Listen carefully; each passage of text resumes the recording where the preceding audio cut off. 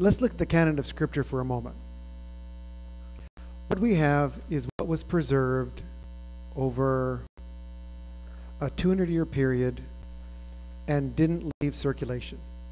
Okay? It means it was always used. The Gospel of Matthew, Mark, and Luke especially,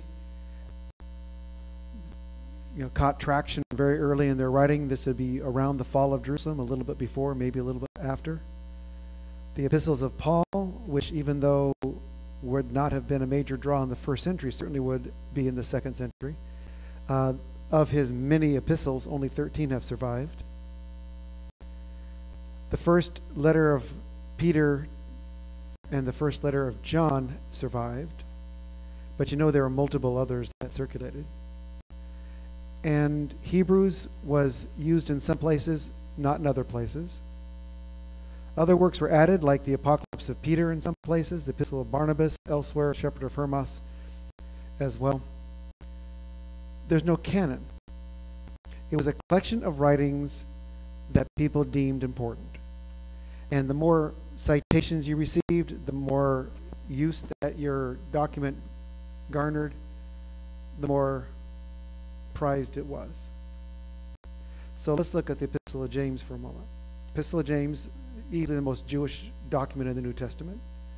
For my mind, the most important document of the early church, because it's Jesus' brother and because the document is so clearly transitional. It's so early. It's in the late 40s, 45 to 47, very early.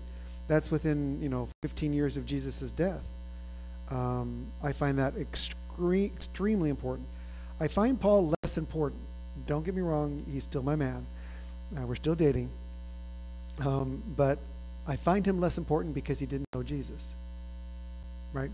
Theologically, that gave him an advantage because he wasn't going to cross over those lines. There were no lines for him. But there's no way that his thinking would have ever captured the hearts of the apostles. I think the apostles were curious about him. I think they were a little alarmed about him. You get this impression because at the Council of Jerusalem in the year 50, not all the apostles showed. Those who were present thought there'd be a negative stance against Paul, and Paul didn't even defend himself. Peter did. But that's because Peter and Paul had worked things out. It's clear that Peter used Silas as an amanuensis, and it's clear that Paul used Silas as an amanuensis. They had Mark in common. Mark traveled with both of them for at least a decade each. You find that some of the same characters who are missionaries in one account is also in the other. But the reason they don't overlap is because that was done by arrangement. Paul says, I don't want to go any place that the apostles go. I want to hit the highways and byways and places no one goes, which is why he wanted to go to Rome and Spain. The church at Rome was the product of persecution and expansion. The greatest enigma in church history is the Church of Rome. When Justin stands before the magistrate defending his life, one of the demands was, before we'd even consider it, tell us where all the Christians are in Rome. He didn't know. He didn't know. He only knew the one house, right? And you see this again and again. Even Polycarp's death, it was, you're the father of Christianity. There are several people who could have taken on that name, but he was the only one known in Ephesus or Smyrna. And Ignatius of Antioch, the same way, he only knew the Church of Antioch. He only had authority over the Church of Antioch, just as you find Polycarp belonging to the school of John the presbyter, having only authority in his region. And here's the reason why. Let's look at Ephesus. This is a good example. Paul had a church there. He founded it. Stays there for 3 years. That's a lot of time for Paul to spend in one place. 3 years. Well, we know that John the seer lived in Ephesus as well. We're certain of that. He had his Apocalypse written from Patmos, mentions Ephesus there. So you have a very different approach to Christianity coming from him than from Paul. We know that John the presbyter was also there. Well, you know that he was a Stoic philosopher, and that his account, the fourth gospel, and especially the first epistle, was extremely unique and not even used among early Christians. Even Justin didn't use the fourth gospel. It was a foreign item to him. So just because it's circulated wide later does not mean the early church saw it as authoritative. It doesn't mean they couldn't have read it, but you don't see it cited. I was surprised to find, studying Justin a few years ago, that Justin had the Logos doctrine, got it from Stoicism, not once referred to anything in the Gospel of John.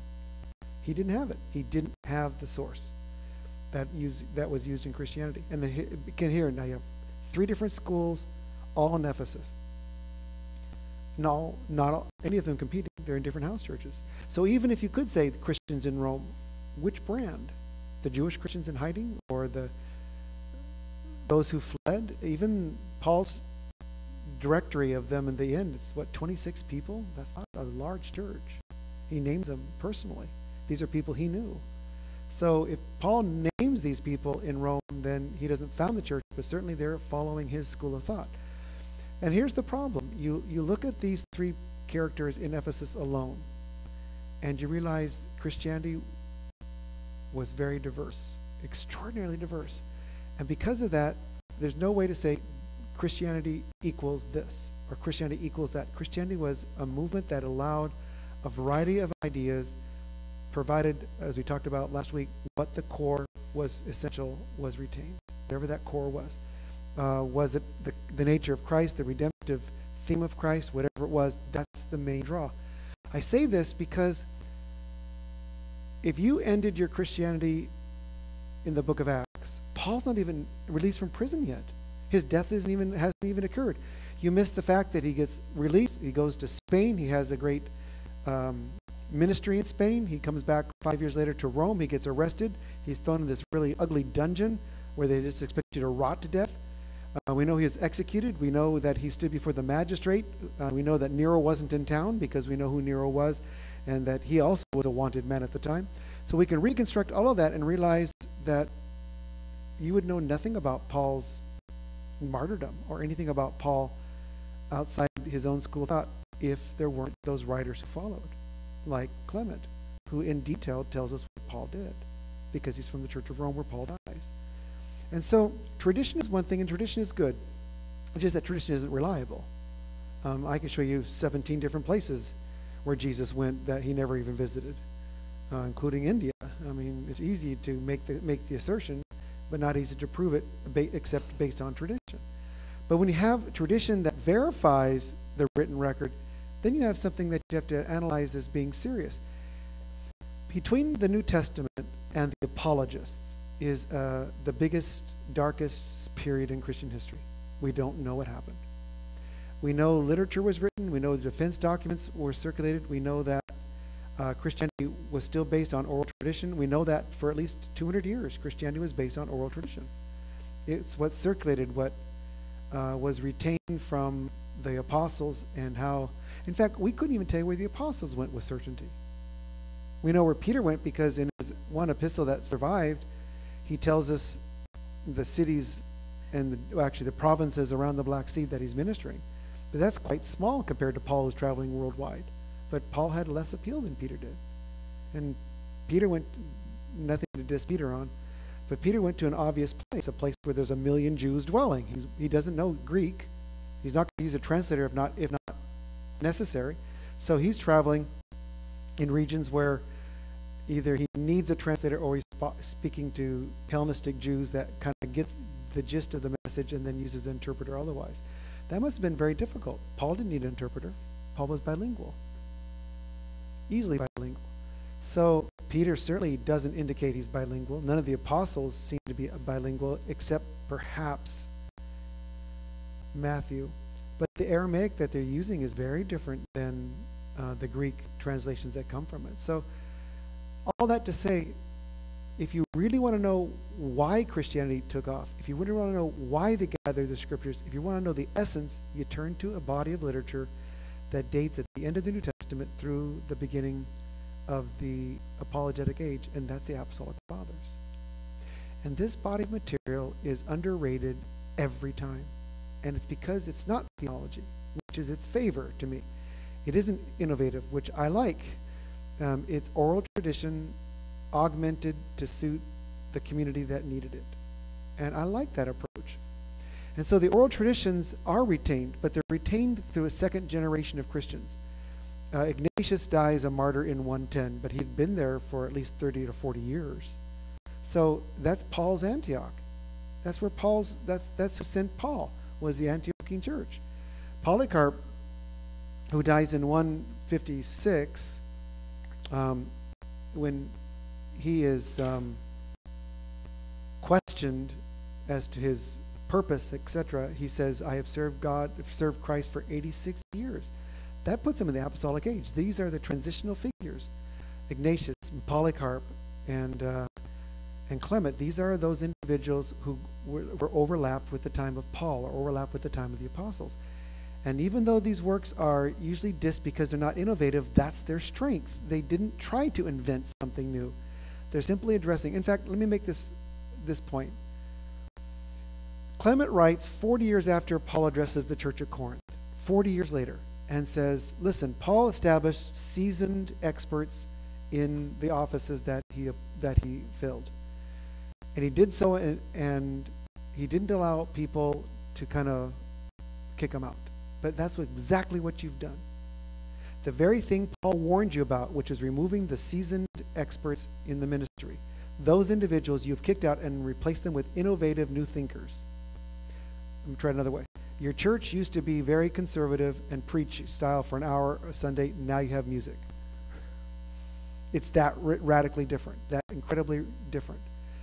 And what you're finding is this disconnect between modern theologians trying to see how we came to Tertullian or Justin or these characters, and missing by jumping over this very important period, the foundation of Christianity, because these guys were those who moved from oral tradition to written tradition, and therefore they have to be looked at seriously as part of a canon of documents that did exactly what Clement said.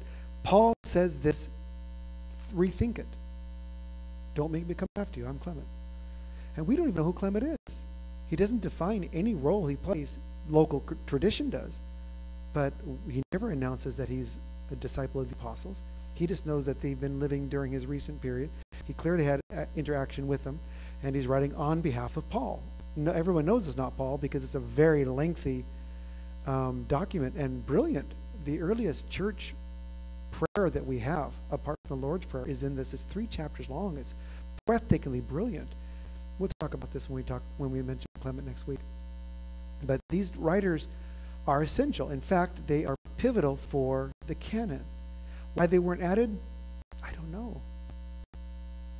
Look at Polycarp. Polycarp, as I said, father of Christianity, the most notable Christian of his era, dies in 156.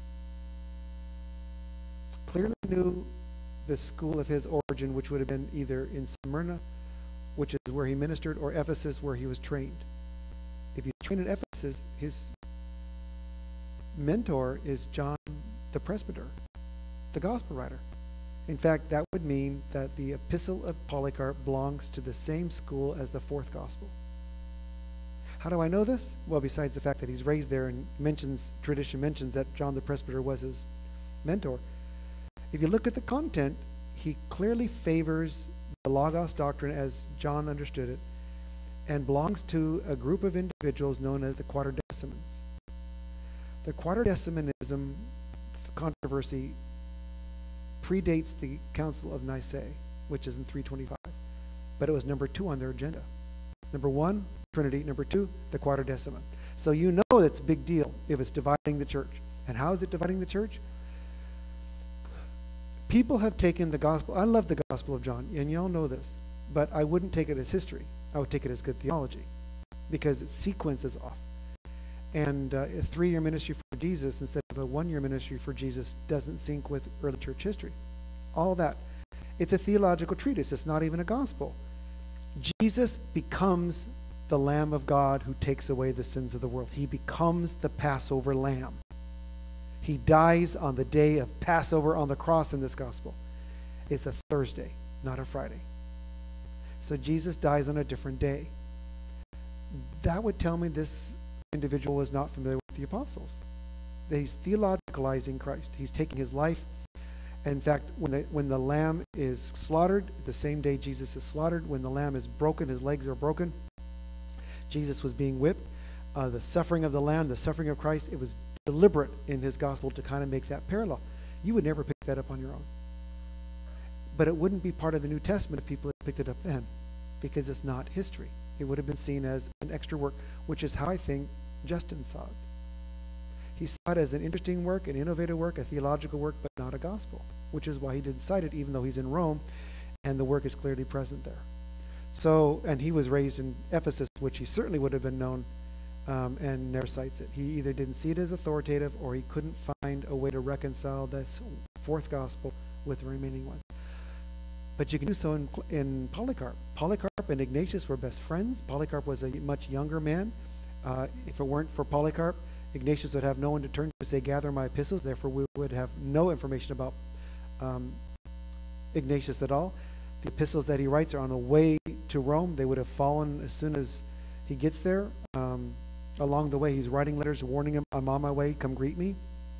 They're brilliant epistles, very brief, because they have to bribe the guards for someone to write down. You don't have a right to letters when you're arrested. He's got what he calls 10 leopards, 10 rough soldiers who have him bound in shackles. He can't get away. He can't have access, so they bribe him.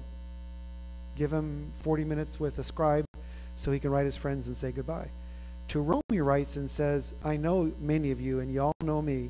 I'm telling you, don't prevent my death. Don't prevent my death. Let me die. I know you can stop it. Some people were in high office. I know you can stop it. Don't. Well, that sounds awful like Socrates to me. He could have stopped it. He could have left.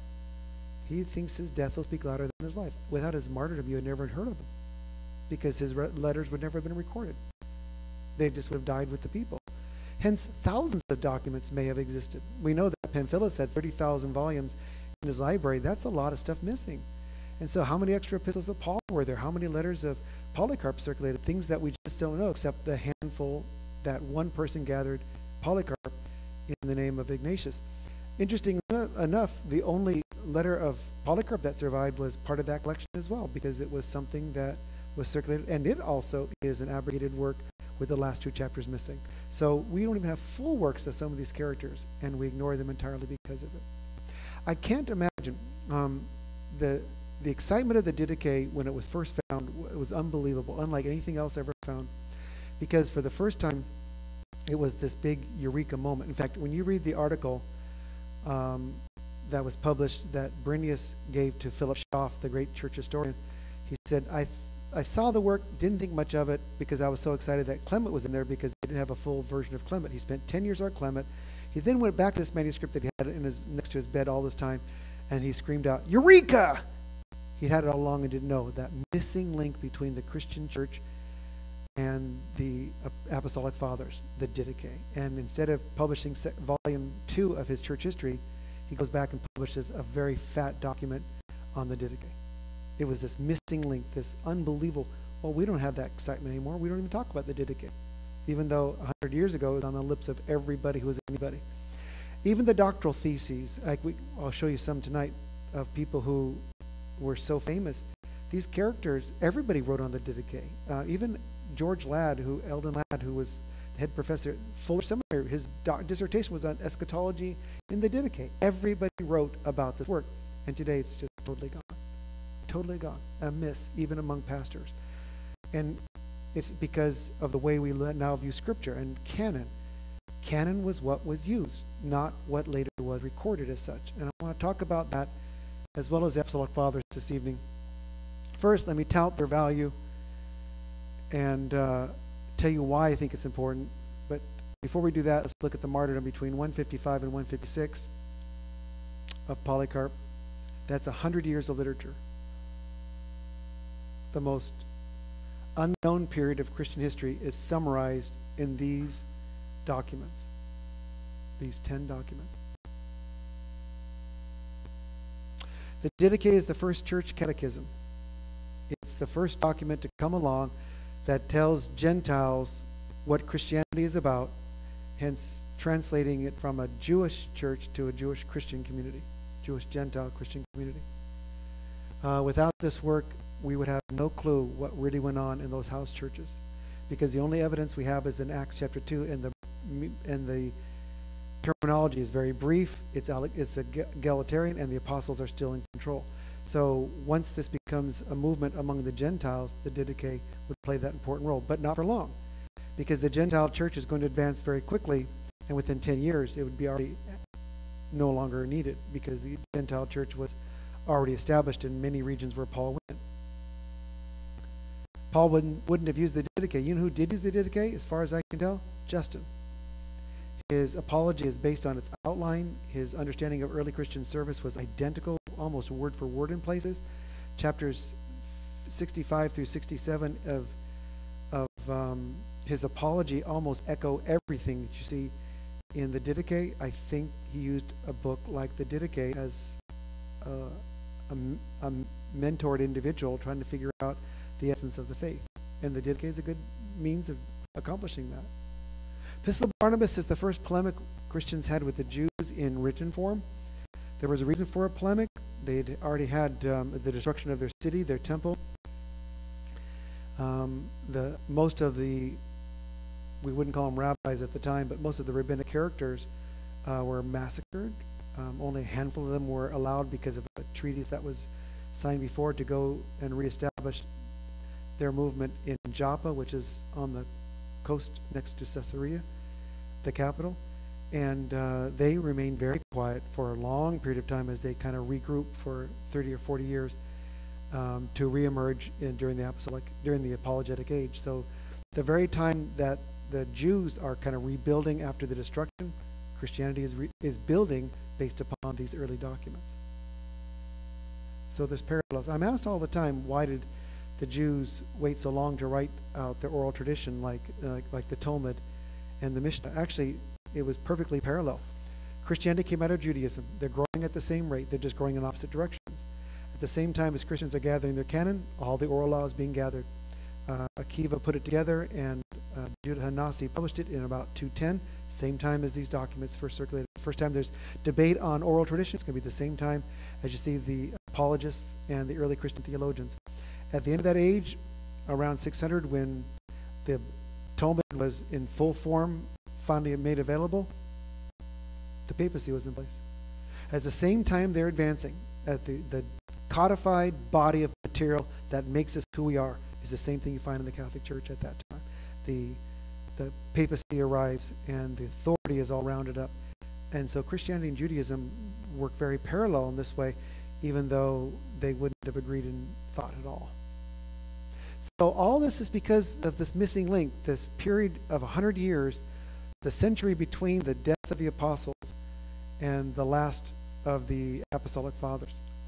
So it's not surprising that Barnabas writes a polemic. It's never been canonical, even though it's attached to Codex Sinaiticus, because of its use. I just recently read it again because I'm trying to find a missing link that I just don't catch in the Didache, like why his Didache version of the two ways is so vastly different. Everything else is very identical, but there's portions of it that are very polemical, and why would you put that into catechism? And those last chapters are catechetical. So I'm not surprised he uses it. I just don't know why the terminology's changed, except it came from Alexandria. And if it did, then it's the only document we have from this early period from Alexandria. Because the next time you hear of Alexandrian Christianity, it's going to be Pantaenus, and that's going to be at the close of the 2nd century. And then follows him are Clement of Alexandria and Origen.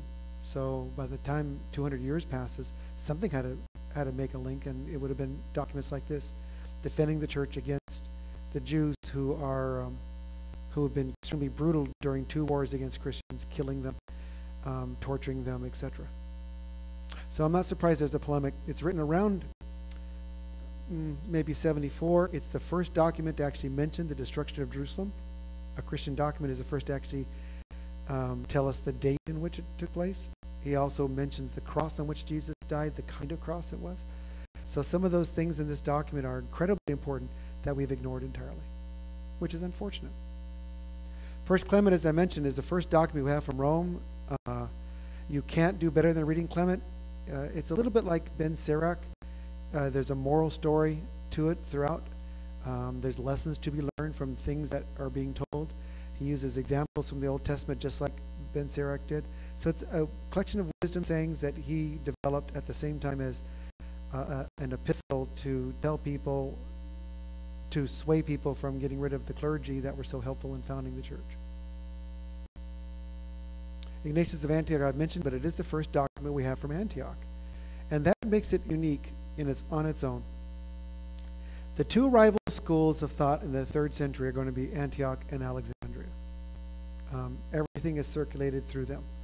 Rome has its own school of thought, but it was in such disarray, it couldn't possibly compete with the theological discussions that's going on. Besides, Rome is Hellenistic, but it also is Latin, speaking in many quarters of the church. The last the last Greek theologian is about 300 years, 250 to 300, no more. So from that point on, the Catholic Church, or the Roman Church, is clearly Latin.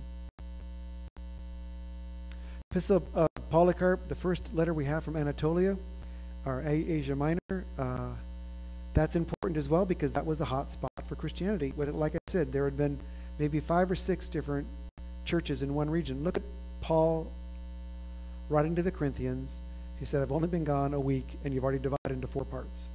4 different schools of Jesus thought in this one city because they decided to break away with the moment Paul left. That means there's 5 theological systems in Corinth alone because you have to add Paul into that. Maybe there's 10. But they don't talk to each other. They're underground. They're living in houses, operating out of houses. But clearly the audience of John the Seer in the Apocalypse is different than you find anything apostolic. Chiliasm, or the belief in a millennium, certainly isn't early Christian. That's the number one reason this document was condemned, is because of this 1,000-year reign of Christ. No theologian thought that was necessary. But it fit the mold of apocalyptic literature of the day. Shepherd of Hermas is an anomaly only because it's very lengthy. It took him at least 20 years to write. It was easily accepted because his brother was the Bishop of Rome at the time, at least according to Irenaeus, that's the case. That would explain why the work circulated so widely. It's well written, but it's a little bit contrived in places. I feel like the writer is trying to make sense of these visions he receives and doesn't quite know how to frame them. So there's absences of document that makes it hard to understand, but its overall intent was, I think, very effective. But it's an allegory. Everything in it is an allegory, which means if it comes from Rome, it means it came from a time when Christianity was still finding its way into the literary world, because otherwise this work wouldn't have caught on at all. It's a very lengthy text for one single question and a lot of visions that this individual includes. Hermas also was a prophet. He announced that he was a prophet. Everything in this comes from that same vein. A prophet not only helps to understand the application of the gospel, but a prophet helps direct the church. They're not foreseers. That's a different kind of prophet altogether. But this explains why Paul would say things like, the church was based or founded on apostles and prophets, and yet we don't know any of the prophets, sort of. We know the apostles. But we've lost that whole tradition of the prophets in the early church, apart from those that are mentioned in the book of Acts. We have the Didache, so I can't make a claim about it, but if I could get one of these documents to find, because we only have a handful of fragments, it'd be Papias' work. At another time, we'll talk about Papias at length, so let me just spend a minute or two on this. Heretics don't write scripture. They manipulate scripture. Even the Gnostics, Christian Gnostics, used the gospel story and then interpreted through Gnostic means what it meant. If you're going to use scripture as a heretic, how can you trust scripture? And that was the question that Papias asked. So he decided to go on a journey, and it was several months journey to all the remaining cities where he knew the disciples of the disciples were still living. He wanted the last vestige of Christian scholars related to the apostles in tradition. And he printed it in 5 volumes. 5 volumes. And it was all about early Christian tradition, and we don't have it. He mentions the gospel according to the Hebrews, which we know about. He mentions the family of Jesus, which we know about. The interesting parts that have survived only give you a want for the larger piece. I hope one day we find it. I think it will shock us at this brilliant document written 100 years after Jesus, not quite, but just about 100 years after Jesus, and containing all this Jesus tradition and apostolic tradition that's totally lost. Somebody already collected it. Second Clement is a homily. It's a sermon. It's the earliest patristic homily we have.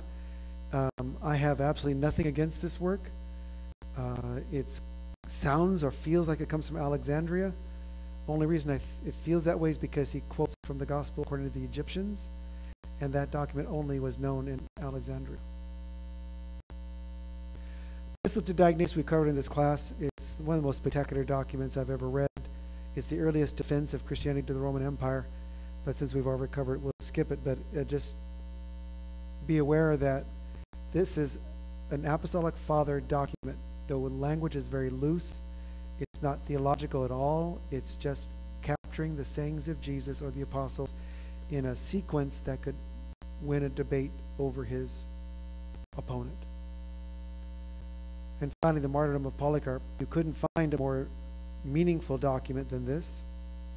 It was requested of the church of Smyrna to write it, and they wrote in detail all that they knew about his arrest, his fasting, his hiding. When they finally found him, he said, "I'll make you," in the modern equivalent, "I'll make you a steak dinner. Just give me a couple hours to pray. I'll feed y'all, but just give me a couple. Then you can kill me, but let me have a couple hours of prayer." And he did. And when he was arrested, they tried to plead with him. "You're old. You've got white hair. For the sake of your age, come on. We have to do some pretty ugly things to you. Just say Jesus isn't God, and we're cool." And that's when he says, 86 years I've served him. How can I fail him now? When he goes to the pyre, after all the wood is thrown on, they're going to burn him alive at the stake. And so they're going to nail his hands to the stake. He says, "No, I'll just stand here." And dies. This is a man with an attitude. There's one passage in, it probably belongs to John the Presbyter, in which John the Presbyter, Polycarp mentions it. John the Presbyter is inside a bathhouse. That's the only way you'd bathe at the time. And the local heretic is in the same bathhouse. And he warns people the bathhouse is going to fall and kill us all if we all stand here where the heretic is here. Polycarp has got some spunk. He's got some real grit to him. And I like the man because of it. His epistle is very earnest. It's brief. And I wish we had 30 or 40 more that we could really get into his theology and how it relates to the Gospel of John. But we don't. So there's, one other thing about martyrdom of Polycarp. You Catholics especially owe him a great deal of debt because he was the first saint. This was the first document that was written to circulate, and he's the first individual who was celebrated annually on the same day of his birthday, February 23rd in 55 or 56, depending on what sources you use. So all the saints to follow are all in the trail of St. Polycarp the First.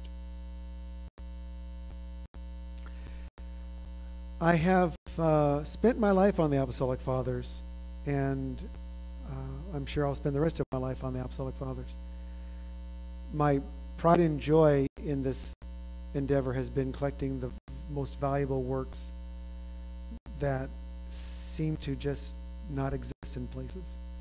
And this is the oldest work I have found on any document that grouped one or more of these characters together in a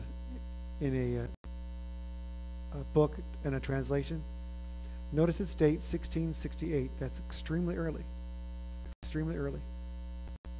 So he has those related to St. John, Polycarp and Ignatius. Both are traditionally St. John, even though it's probably John the Presbyter, together with the Epistle of Barnabas.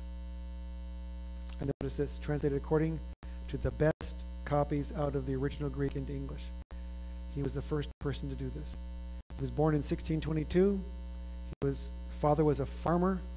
He attended school at Peterborough, which is a brilliant place. He entered St. John's, Cambridge, which was the dream school of the day, still the dream school for most. In 1639, at the age of 17, he earned a BA. He was then vicar and was close friends of the dean of St. Paul's. And then he dies in 1675. You dig that stuff up.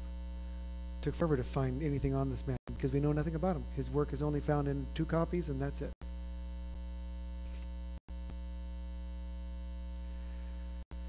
Of all the early editions, this is my favorite. He was a very well-known master of multiple languages. He has Barnabas, Hermas, Clement, Ignatius, and Polycarp. There's no Didache because it wasn't discovered yet, all in one work. And what he found was the same thing you see when the Didache is found. The Didache wasn't the main document. Clement was the document. It was Clement and Barnabas, Ignatius, and the Didache all found together in one manuscript. That's like the collection of the Apostolic Fathers. They all saw them dating from the same period. And so here he found that. He writes in 1672. Notice this predates it. This is the authoritative copy of everything that's been translated since. This is the basis for the Greek text of these writings. What people don't know when you dig into the history is he printed this. It was left in a warehouse before distribution, and the warehouse burned down. And all but a handful of copies were saved. There are only 4 places that have this particular edition. There's a second and a third edition, and those are just impossible to find. The library that I curate has 3 different forms of this, 3 different copies. That's the most anybody has anywhere, plus all the editions of it. So we have the full collection. There's 3 different versions, 3 different editions, and I have 3 copies of this 2-volume set that no one else has. But I got them before anybody knew what they were. I got them years and years ago, and all from England. So keep your eyes on them. There's one more copy out there that we know survived, and no one's got claim on it. So I hope I can find it first.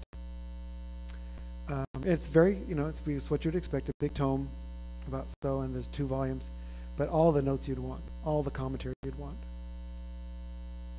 This is the copy that replaced it when it burned down sometime later. The monumental work upon which it's based at this time was still the finest the Greek had to offer.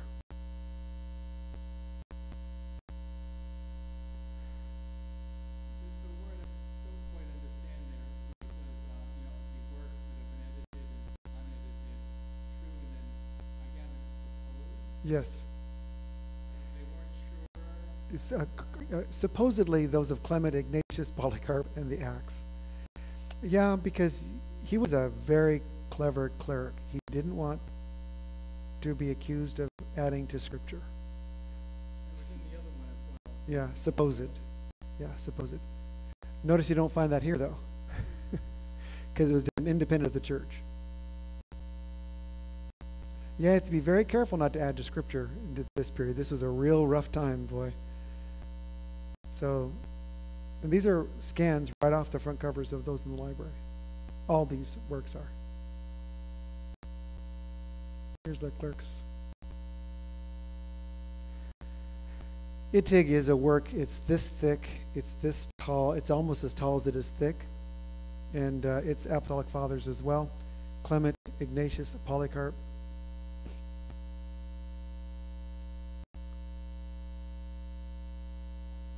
Best copies that they could find. Yes, from Greek into Latin, and that way they had a wider audience. It's the first time that, well, actually, he did it as well, but the Latin wasn't as good as the Greek. Look at the date of this. Date of this. Look at the date of this. Why is that important? This is the work of William Wake going back and translating this into English for the first time. Before I tell you anything about, don't read this side yet.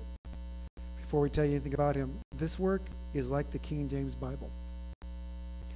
It has gone through 19 editions, still in print, but like the King James Bible, its language is very archaic. So we have someone named William Wake who comes along, wants to publish this in English so that the Anglican Church can use it, and so that people can get their hands on it if they're collectors of books. And collecting books at the time was rare, and only a handful of the very wealthy. You do know that having a library showed you were wealthy. That was the key to being wealthy, was having books. And this guy must have been something to get the church to accept a second tier of literature that isn't the New Testament. Of course, yes, he's Archbishop of Canterbury, the most powerful man in the Anglican Church. He's the one who translated it. So read a little bio here. He's the Archbishop of Canterbury.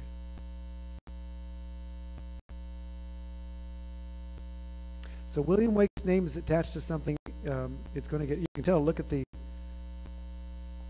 printing. They ran the pages twice. You can see it's offline because they're running it twice. I think I have 5 or 6 editions of this, and all of them are off one way or another because they're running the pages, but it's all hand paid, all hand collated. My hero, always reading, those boys, always reading. I've said enough about him over the years, but the reason I point him out is he was the first to actually spend a lifetime on these Apostolic Fathers.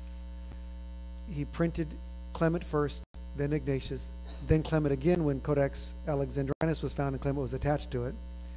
And then when Brennus came out, did that again. So he kept improving the work, which is why I appreciate him so much.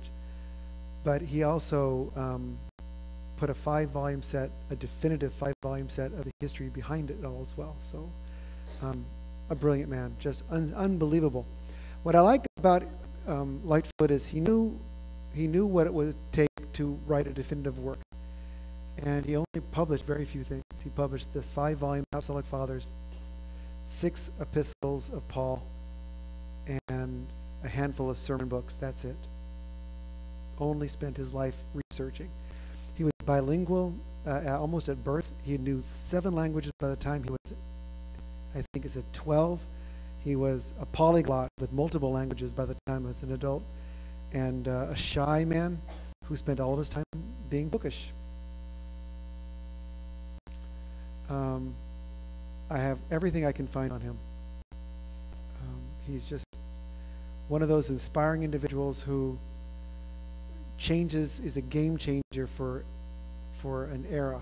And because he was the first to take the Apostolic Fathers with the condoning of the Anglican Church and publish it critically so that people could see the text and how they unfold in their relationship to the New Testament.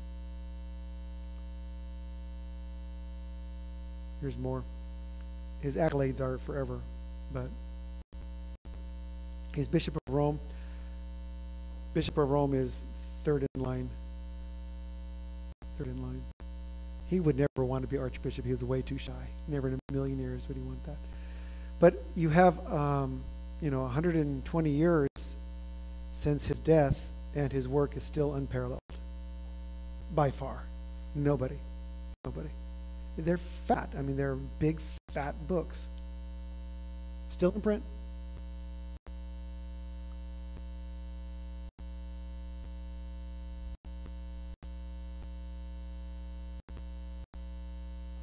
Here are a couple of title pages. He dies the next year. Till his death, he worked and honed and worked and honed and worked and honed. The luckiest man who ever lived, in my mind. Hammer was a good scholar, not a great scholar, but a good scholar. He was extremely well connected, and he was an individual who led missionaries into training, and Lightfoot liked him a lot, and he was given authority over Lightfoot's trust.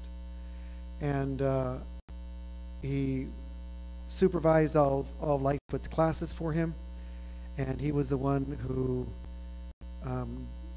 was in control of all of Lightfoot's notes, etc. So when Lightfoot dies, he took the notes of the extra Apostolic Fathers that Lightfoot didn't cover and published them in an English version. Most coveted job in the world. Mopping up after Lightfoot, taking his work and publishing it, not having to do anything to him.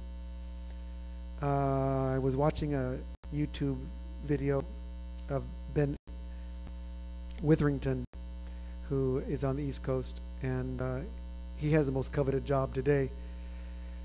He went to Durham and went back to the librarian and said, there's got to be in this vast library. I can't even tell you how big the library is, except if you've ever seen the Harry Potter movie series, that's Durham. That's how big it is. It's enormous, enormous. And it's brilliant. And he said, this is a huge facility. There has got to be some of Lightfoot's papers. And they went through nooks and crannies, and they found a bag of them, box of them, over 1,000 letters. They're still weeding through them. And he was given the task of publishing them. Yeah, they're still weeding through them. They only recently had to learn the scrawl that he used and the whole bit. So what an enviable job. All of his class notes, all of his letters, everything was there. They say, their claim is that they have all the letters that he wrote. That can't be, because I have 12 of them. So they don't have my 12. And one thing about letters is when you mail them, they don't come back to you. You know? But what a wonderful job to have, mopping up after a great scholar like that. Another amazing scholar, if I were to list his publications, it would go on for 30 pages. That's impressive. From Harvard, Chryssip Lake was a brilliant scholar, born in England, educated at St. Paul's School in London. Ends up at Harvard. And the reason he's brought up in this context is because when the Loeb Classic Library decided to do an edition of the Apostolic Fathers, they turned to Chryssip Lake, who was from Harvard at the time, and he did exactly what they asked. As I said, he was a member of every community, and that's the editions. If you've not seen them, the Loeb Classic Library takes pride on being the finest English translations of all the classics. I have the entire series. It cost me my life's ambition. They're like $45 a piece. And there are about 500 copies of them, 500 volumes. They all look like this. The green are all Greek and the red are all Latin. But to this day, we still use them. But look who's at the bottom of this. Chryssip Lake translated the Apostolic Fathers for Harvard and for Cambridge. So the Loeb Classics have not been superseded yet. They still are publishing because they still are finding better manuscripts. There's a second edition of this I'll share with you in a few minutes. That's what it looked like. The reason I like the Loeb Classics is because you have the English on one side and the Greek on the other, and you can make an easy comparison. And what I like especially about this translation is it's almost word for word. He does the best he can to keep the structure of the paragraph together. Goodspeed was a great American scholar. He was the don of University of Chicago, which is still the finest theological institution in the United States, most say. He was on every revision team. He was the head of the revision for the Revised Standard Version of the Bible. Very renowned individual. He wrote something called the Early Christian Collection, and what it included was the Apostolic Fathers. Another individual, Goodspeed and Richardson, very famous scholars from the 50s, they likewise translated editions of the Apostolic Fathers. Kraft from Wheaton ends up at Harvard, goes to Manchester, England, belongs to every society imaginable, and it also publishes a series on the Apostolic Fathers. In fact, it's a 6-volume series, but it's mostly notes. It can't compete with Lightfoot at all. It just is more like introductory notes. Sparks followed in 78. Here's Sparks. For those of you who know about St. Peter, St. Paul in Ben Lomond, which is an evangelical Orthodox church, he's the co-founder of the Evangelical Orthodox Church.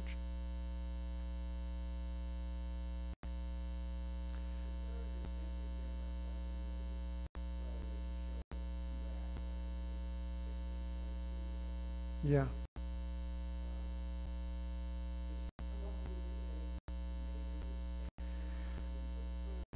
Yeah, he does. Each of these people do. My whole purpose for showing you these slides is to say that Apostolic Fathers have never died in print.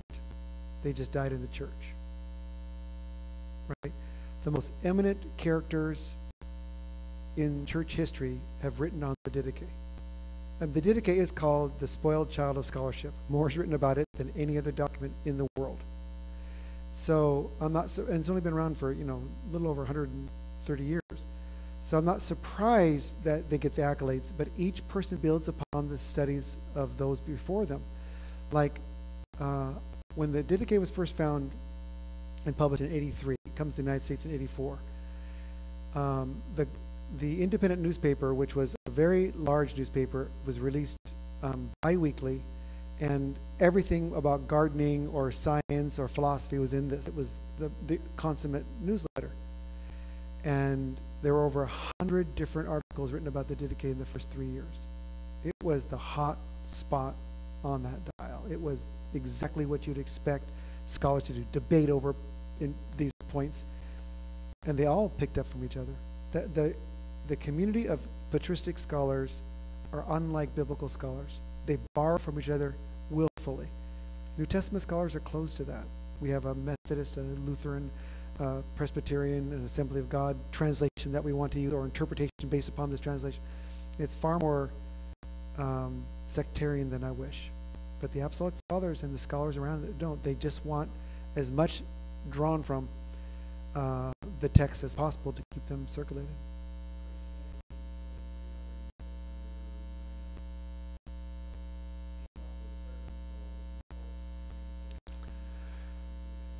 Yeah, but and then recants much of it as well.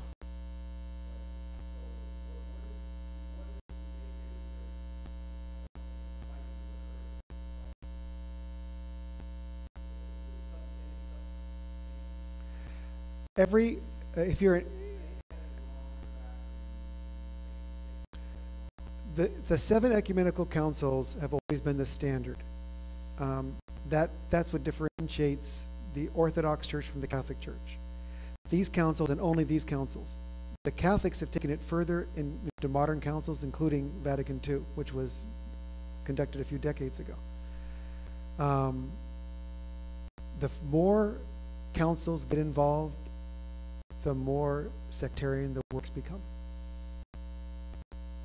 Like, I was surprised to pick up the New Catechism when it came out 8 years ago. It was given to me as a gift, the Catholic Catechism, and the Didache was cited 150 times in it because it suited their purposes. But for them to sanction an actual translation to be read in the church, that's never going to happen. So there's a difference between patristic literature, and that's all the writings that aren't in the New Testament, and New Testament studies, which are very determined, theologically bent scholars who want to make sure that Paul comes to life according to them. Now, there's some open-minded ones, but they still publish as if they're on behalf of a school of thought. And that becomes difficult for me.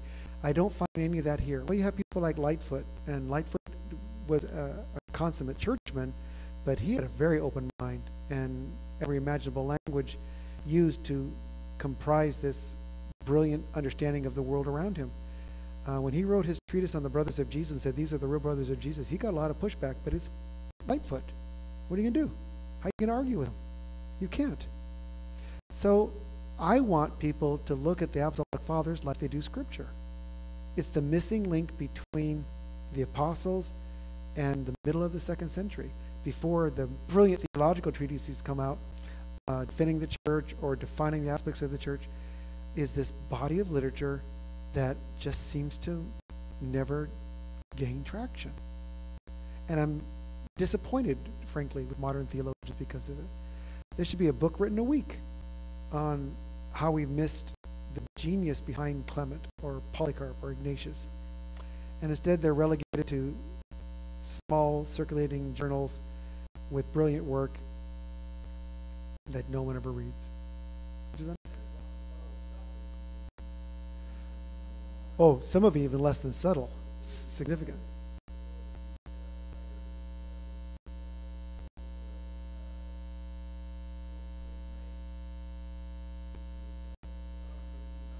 Yeah, I don't know. I know the name, but I can't remember the.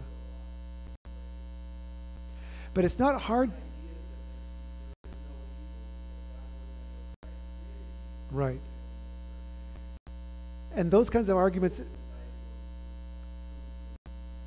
But scholars have argued that back and forth, but they still don't use the Apostolic Fathers. I want them to go back and use the Apostolic Fathers as well. And if you find that it's not in there, that should be a warning to you. Just like if it's not in the New Testament, they probably didn't maintain it. And I have no problem with Christianity progressing over time. I have a problem with people claiming that modern form of the church is exactly what you see in the New Testament. No, it's not even in the least. Because the earnestness of sinlessness and the willingness to die on behalf of the faith and the living a life in a manner that anyone who looks at you knew you were a Christian, that's all missing. And it's because the Apostolic Fathers demonstrate the 2nd generation after the apostles and its application. And I don't know why it is that we have neglected this body of material, except it's not as good as Tertullian. Tertullian was about as sectarian as you get. The framer of Latin theology. He ends up being a Montanist at the end of his life, and that put him out of the loop of ever becoming a saint, because that was the charismatic movement. It was the earliest charismatic movement of the church. It wasn't mainstream Carthaginian Christianity. So they just kind of marginalized. Why? If the most impressive Latin writing philosopher of the church converts to a faith, or a movement within the faith, I would think that'd be front page news, not relegate it to the waste bin of history. Quite the opposite. Advance it. Why? Figure out why. To see whether or not our modern arguments over this or that can be rectified in the process. And we don't do that. So Kraft, Richardson. By the way, Richardson published on behalf of his university. The Catholics published 3 editions. They likewise didn't want to miss out on the Apostolic Fathers. These were published in the 40s. Again, Catholic, both Catholic documents. So Kleist's work and Glim's work. Here's Glim here. Here's his work. Again, Roman Catholics, like Protestants, have published works on the Apostolic Fathers. Even the paperback penguins, they have for the teaching of the 12 Apostles and the Apostolic Fathers, and call it early Christian writings. And the writer of it is quite good. Standerforth is a very well-trained classical scholar, and he's Russian Orthodox.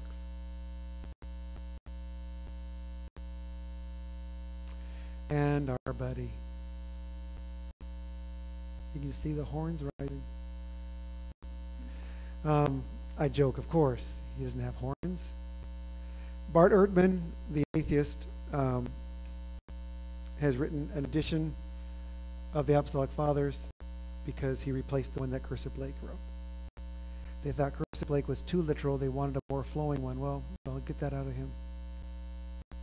So the first one is the 2-volume set was Cursor Blake. The second was Bart Ehrman. My problem with Bart Ehrman is his dishonesty, not as a person. I just find him dishonest, that he'll write books that promise that he'll prove something. But I did use him to prove something the other day. I was in an argument over the existence of Jesus. Why, I don't know, because I shun from those things, run as quickly as possible. I shy from them. And I said, you know why I know you're wrong? I'll tell you why I know you're wrong. Because Bart Ehrman just wrote a book called The History of Jesus the Christ. And he says Jesus was historical. You're wrong. If the world's leading atheist says that Jesus did exist, Jesus existed. Let it go. Argument ended. So yeah, I mean, his latest book is he reinterprets every event, but that's okay. You expect that out of Bart Ehrman. And I think that's it. When you go to the next generation, you'll find that a different feel of the literature. It's now in literary format. The Apologia was a very specific kind of document, just like letters were, by the way. In the article for this class that was sent out last night, there's a whole section there on the epistolary form that's used. These were very technical documents that had a very unique format, and you didn't veer from that format. And Paul had very strict parameters within to write an epistle. And so by the time you get to Justin, all that's thrown away. They're not writing epistles any longer. They're writing apologia, or they're writing theology, or they're writing philosophy. And so I wanted to show you that the next generation with the Greek apologists, they have just as many documents, just as many large tomes, but they get all the accolades, all the praise, all the credit, when in reality they're responding to the Apostolic Fathers. Justin, Aristides, and Athanagoras. And we covered these already in this class, but it's just interesting to note how many documents have survived in the names of these characters, and we don't talk about them either. What do those early Christians know? Oh, I don't know. Ask the apostles. What do you think they know? Right? Other works that we ignore.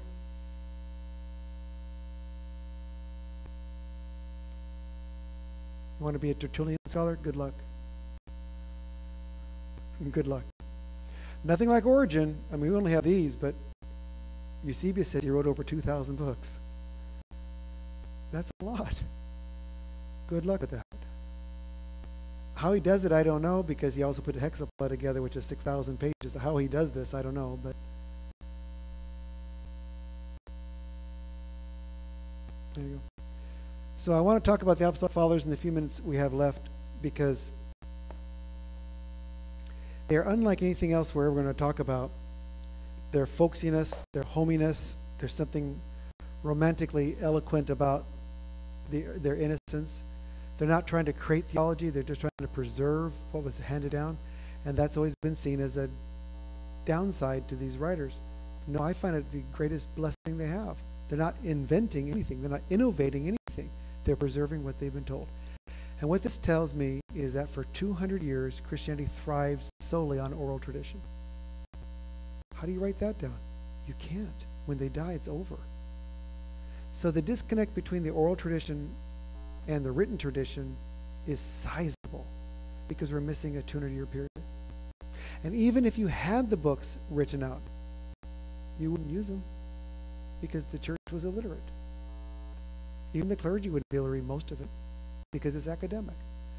So we owe it to the Apostolic Fathers, not only preserving our faith, but preserving the history of the church and preserving the literary history of these writers, for them taking it to the next step and finding applications in their own generation without veering from that which they were first taught. These are the most impressive characters, and I question the following. Would you have a biblical canon if it weren't for these writers? No. They preserved them. This was the generation that preserved the works. On average, a papyrus text has a 50-year lifespan if it's lightly used. 50 years. This is 100 years. It's going to go through more than one printing.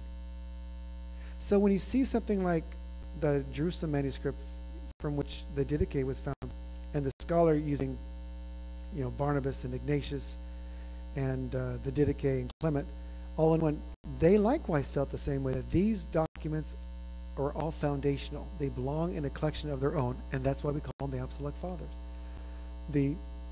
Those who benefited directly from the 12. How much? Well, they certainly met them.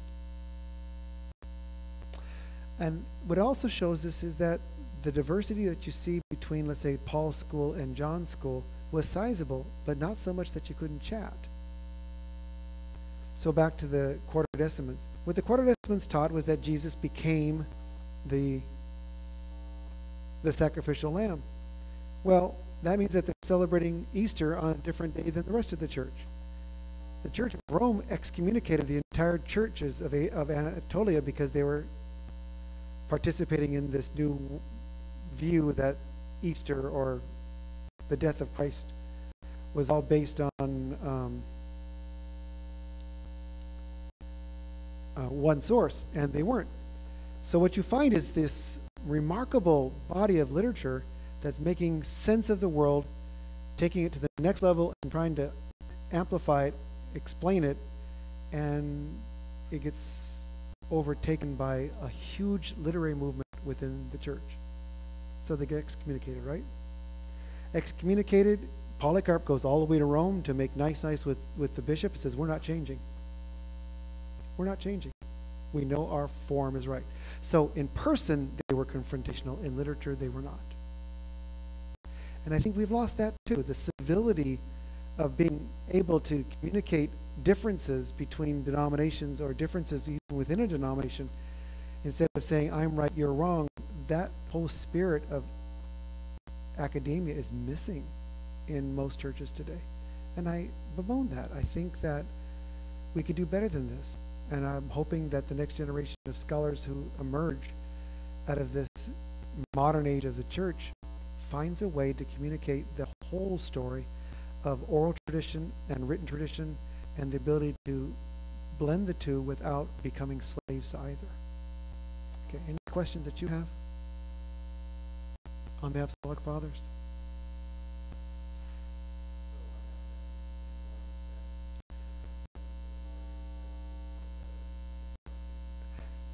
That's called the Ante-Nicene writers. That's everybody prior to Constantine. Ignatius, all the documents are there. The translations are real rough. They're archaic. But they added the Didache when it was found. They added the Didache to the later edition. You'll find that in volume 7. So they're all there. They're good translations, but you may need a thesaurus. But they're there. Different translators. Well, I think Donaldson does most of the translation of the Apostolic Fathers. He wrote extensively on Ignatius. But yeah, they're different authors translating, and they're doing it for the world. And it first comes out of Scotland, then it moves into England, then it comes to America for a different edition, and they bring in new scholars. So I wish that process had continued, that every 30 years we'd go back and retranslate, because I'll tell you, you look at the Greek text, you look at the antiquated English translations, and you wonder how they got those words. You just wonder how they got those words. It wasn't that complicated. It's they purposely tried to complicate very simple Greek texts. Apostolic Fathers are simple. It's simpler to read than anything in the New Testament by far. These guys are meat and potato Christians. Nothing eloquent here.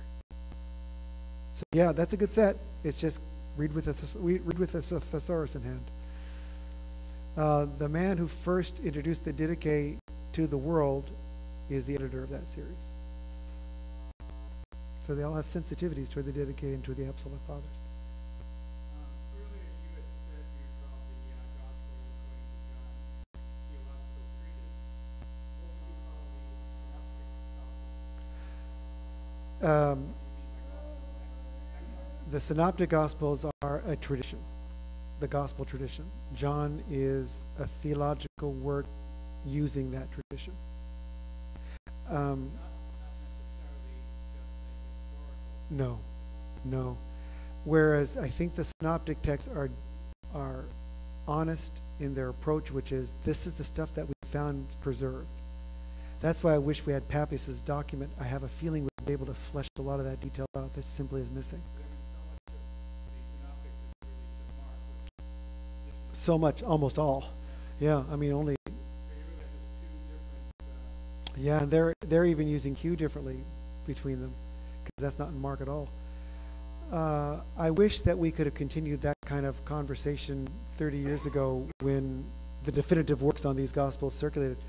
There's no definitive work on those works, on those documents. In fact, I'm very willing to say that the Gospel according to the Hebrews would have belonged to a tradition somewhere between the fourth Gospel and the synoptic text because of what we know was in it. And I think it would help us put some pieces together. It's like the book of Acts. I have tremendous respect for Luke, but I'm not blind to what Luke is doing.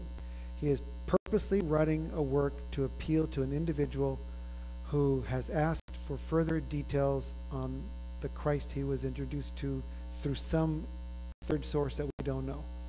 So even his stories about Paul, he summarizes Paul's life in sermons. Or Paul, before a court, he'll summarize a whole section. So it's real creative license in his history. He uses these tools to put all this data together. Like Paul's statement that I was raised in the school of Gamaliel, and that's only in a sermon. It's only when Paul is defining his belief system before a magistrate. He doesn't say that in his own epistles, not once.